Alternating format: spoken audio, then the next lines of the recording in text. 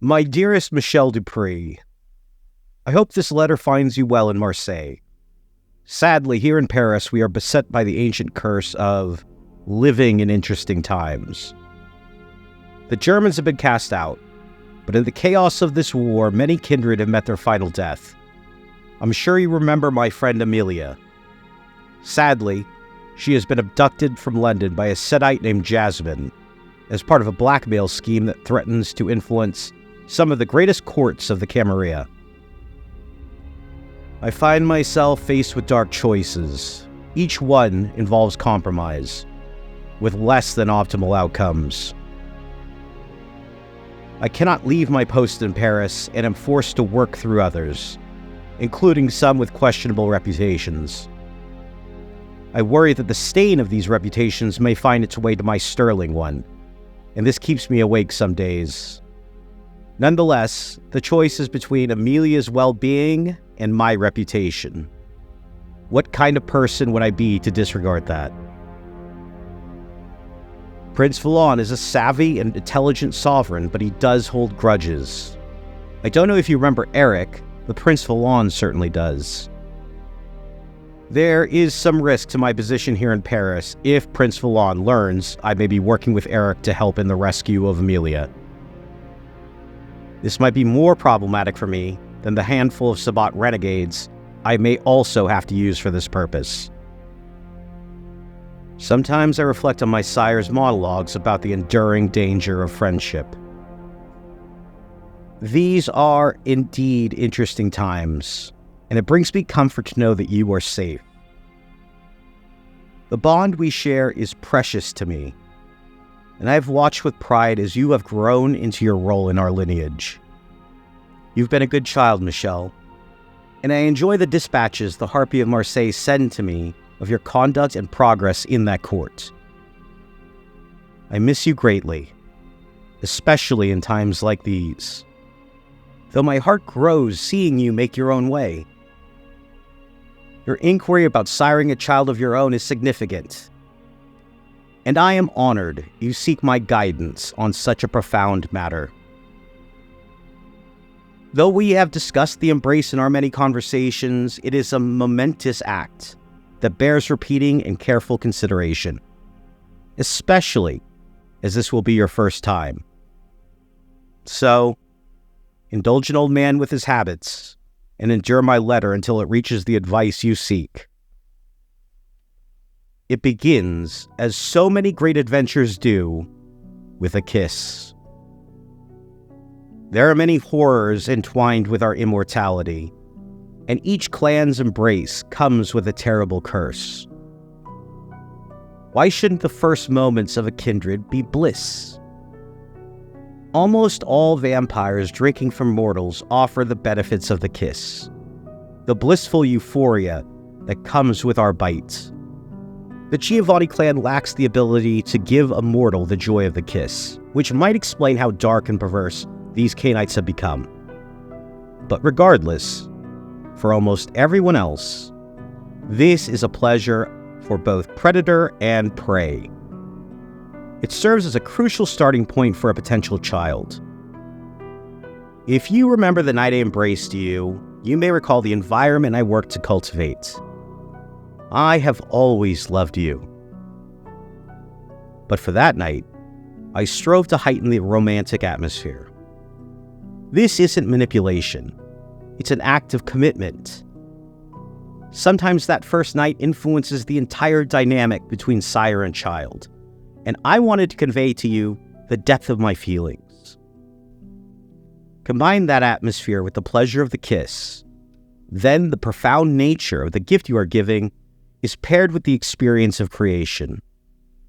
Now, this isn't necessary. Some embraces are far more clinical. The removal of all blood from the system is the necessary condition for future steps.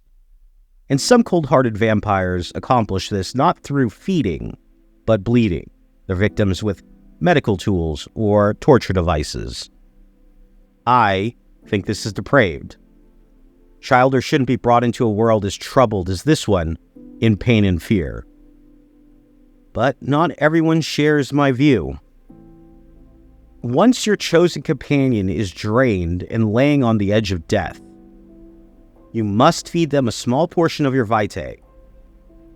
In this little death, they will experience a similar euphoria to the kiss, again, cementing the bond between sire and child. For many who are embraced, this memory is often overshadowed by the ravenous hunger that follows. My beloved, be very mindful on this part. At this moment, your new child will be ravenous in their hunger and completely enthralled by the selfish spite of their beast. For this embrace to be safe to other traditions, such as the masquerade, it is wise to have a victim prepared for your child to feed from. Frenzy is quite common in these moments, and if you are so inclined to spare the mortal, keep careful watch on your child as they drink. After the bliss of the embrace, this is a time of great suffering. Your new child undergoes the process of death, their body beginning a transformation that will purge and kill those parts of itself it no longer needs. This can take hours. And then there are the curses which haunt all clans. The time it will take for these to take effect is variable. Most will manifest in the days following the embrace, but some, like the Venture's narrow feeding preferences, could take weeks. The true extent of a Nosferatu child's new deformities can take as long as a month. The blood of kindred is most particular, favoring mortal humans. Despite the ability to ghoul animals, it is impossible to embrace them. Many gangrel have tried. When it comes to other things, there are stories. From what I've read, the embrace is usually fatal to other unnatural beings. But there are exceptions among the moon beasts, and even legendary fae. Though the results of these embraces usually result in great horror.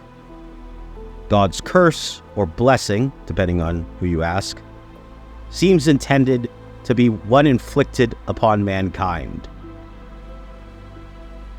Nothing about this is simple or easy.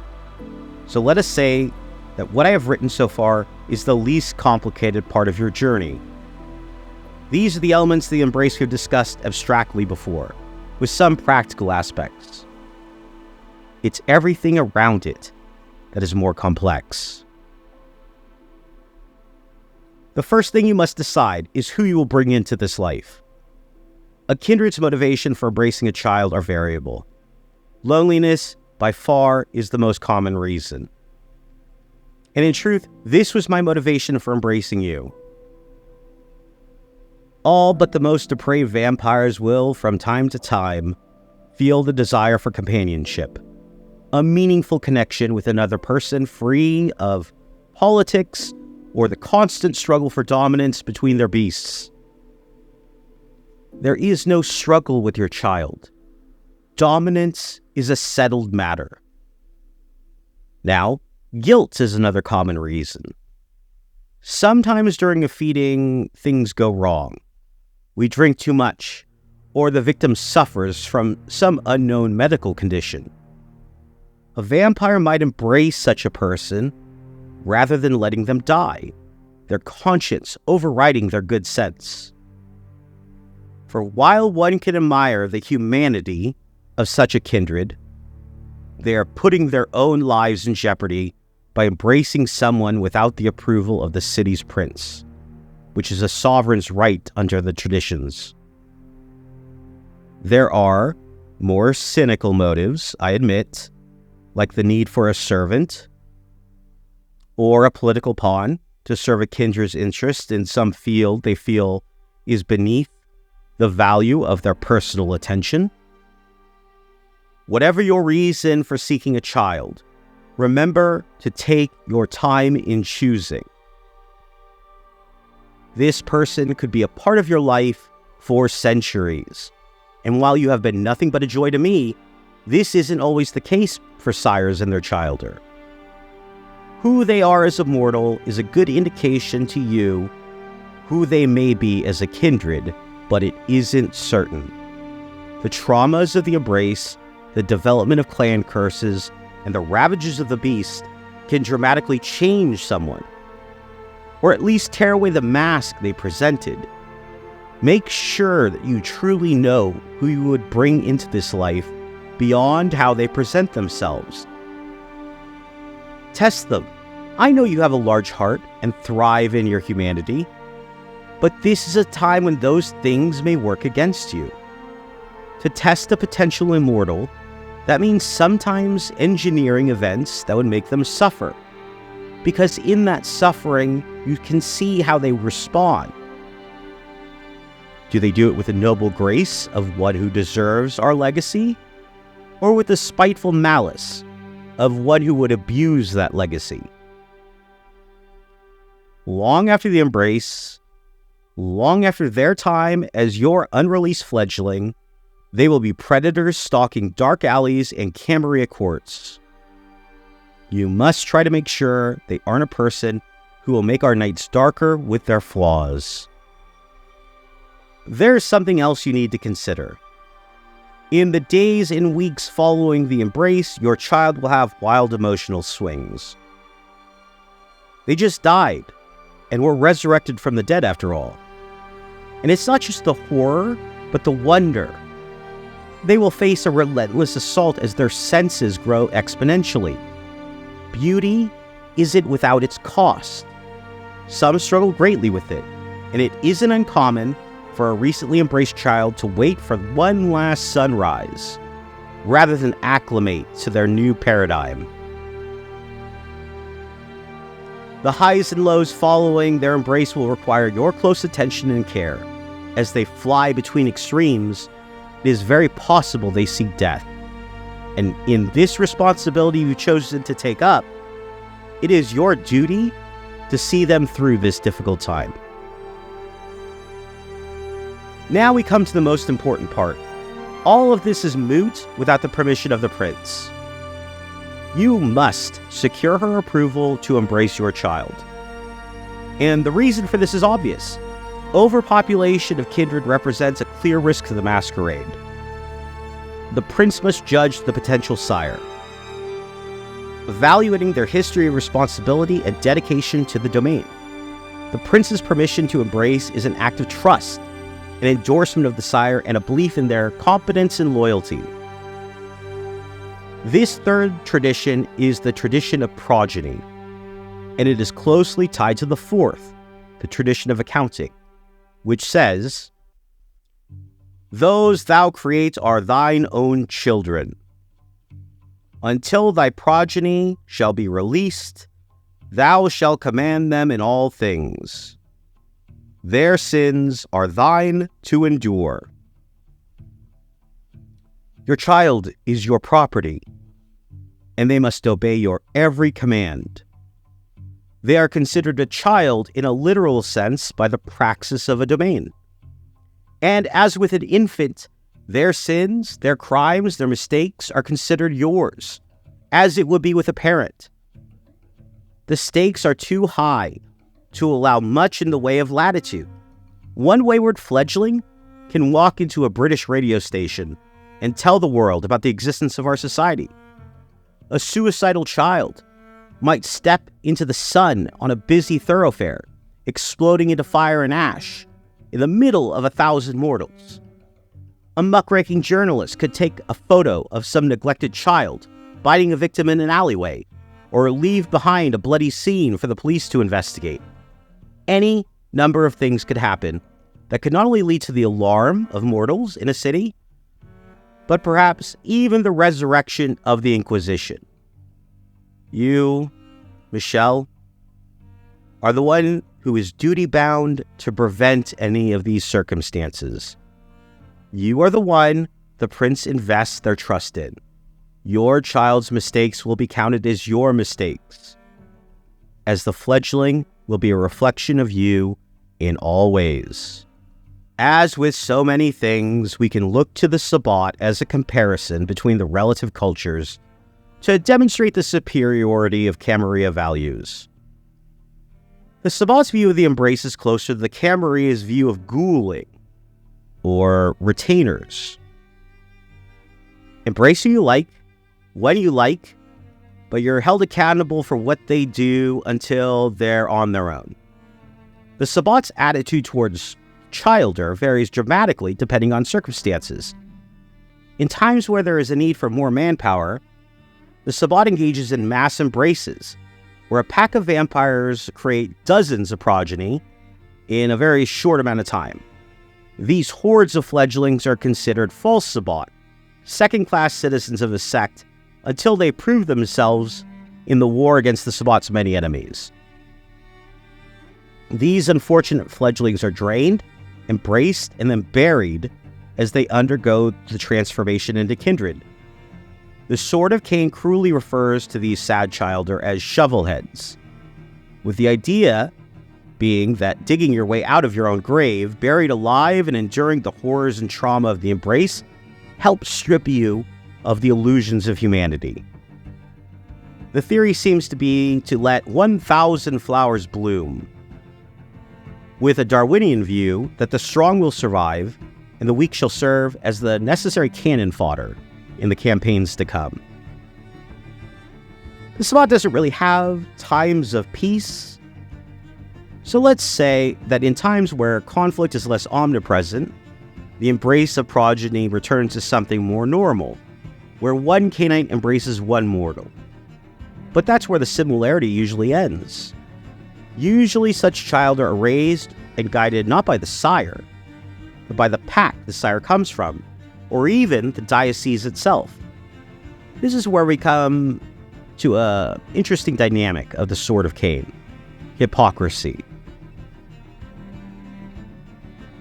The Sabbat has traditionally been divided between the pillar clans, meaning the Tzimisce and the Lasombra, and the Antitribu, the collection of renegades from all the other clans.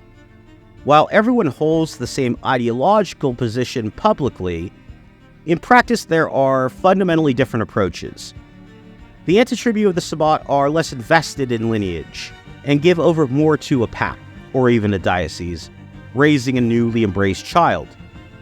These groups are also more enthusiastic about the mass embrace of shovelheads. Among the Lasombra and Tzimisce, while there is a recognition of the need for numbers and a participation in such mass embraces, especially among younger members of those clans, it is common for them to engage in more traditional forms of embrace. For the Lasombra and Tzimisce, they may understand the Sabbat's idea of letting 1,000 flowers bloom, but each having a special preference for one in particular, a protege, a link in a chain of legacy stretching back to the beginning. For these older members of the Lasombra and Tzimisce, there is something much more similar to the Camarille's relationship between sire and child than the young Antitribu of their own sect. While they may participate in the more promiscuous elements of mass embrace, they will always have Childe they prefer and guide as well as use. Legacy. I think on that more and more as the nights go on. In time, I will move on from Paris, and another will hold the position of sheriff. If I did my job well, my reputation will grow from my time here. But there will never be a statue dedicated to these labors, or books of history written about my victories. My legacy will not lie in monuments, but in my relationships. You, my love, are one of the most important relationships I have. Long after ennui takes me into torpor, your grace, your beauty, your strength will speak to the kindred who made you. My legacy won't only endure through our family, but also my friendships. My sire warned me against the entanglements of friendships, but in these too I will find my legacy, not in monuments, but in the faces I see again and again, the lives interwoven with mine, our enduring stories. Regardless of what it costs me with Prince Vallon, regardless of the price I may pay in my reputation today, Amelia and Eric are also part of that legacy. We have endured so much, and no doubt we will endure more. If it is within my ability, I must make sure we endure those trials together. Your decision to embrace is momentous, and I trust your wisdom and judgment. Ensure that you are prepared for the responsibility and the profound impact it will have both on your life and the life you create. I have always believed in your potential, Michele. You have shown great strength and wisdom, and I am confident that you will make the right choice. The path you are about to embark on is fraught with challenges, but it is also one of the great rewards. Know that you have my unwavering support and love. Write to me soon. I miss you terribly. Alexander Yates, Sheriff of Paris, Clan Bruja, April 1945.